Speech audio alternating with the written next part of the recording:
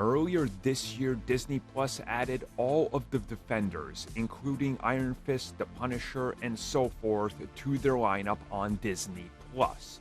Naturally, ever since then, we've seen quite a few rumors come at us, but right before that happened, we of course had the return of Vincent D'Onofrio and Charlie Cox as Kingpin and Daredevil. And rumors have continued to persist that there will be more of these characters soon, and that another team-up will happen. Well, out of nowhere, Disney has started to advertise a connection between all the Defenders and possibly teasing another return, including going back to the hashtag of It's All Connected.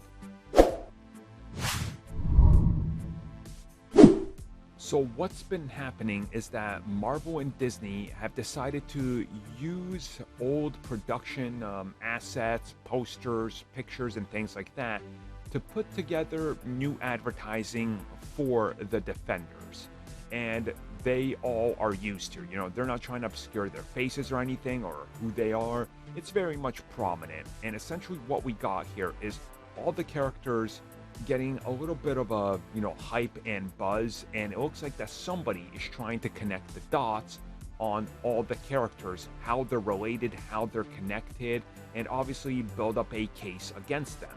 Now, we haven't seen or heard anything about a potential revival or anything like that of all of these shows, but there's been rumors that obviously one or two of these characters could appear in one thing or another.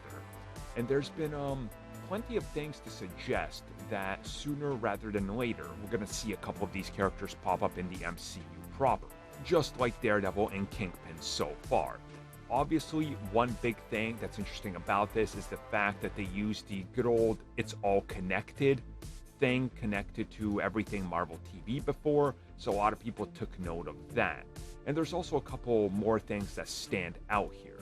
Almost like a suggestion that these characters are being investigated by somebody who's connected to all of them and maybe is going to try to expose them and who they are and how they're connected.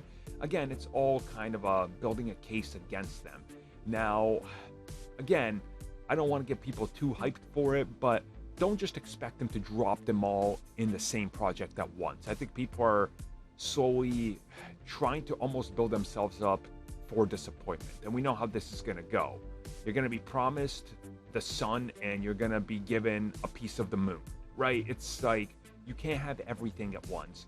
To me, this is clearly brand advertising and marketing to get people to know, look, we're slowly letting you know, yes, it's all connected. When these characters come back, are they the same version?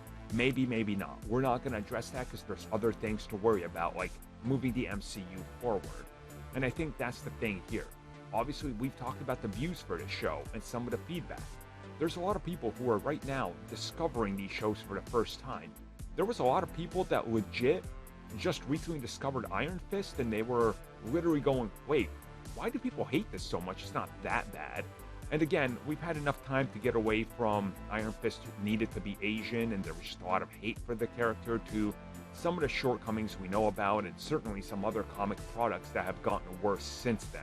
That's made people, look at some of the Defenders and go, maybe they weren't as bad as we thought. And I realistically think that's a major factor here. So, look, if something happens, we'll know soon. But my guess is we're going to slowly see all of these characters come back in other projects.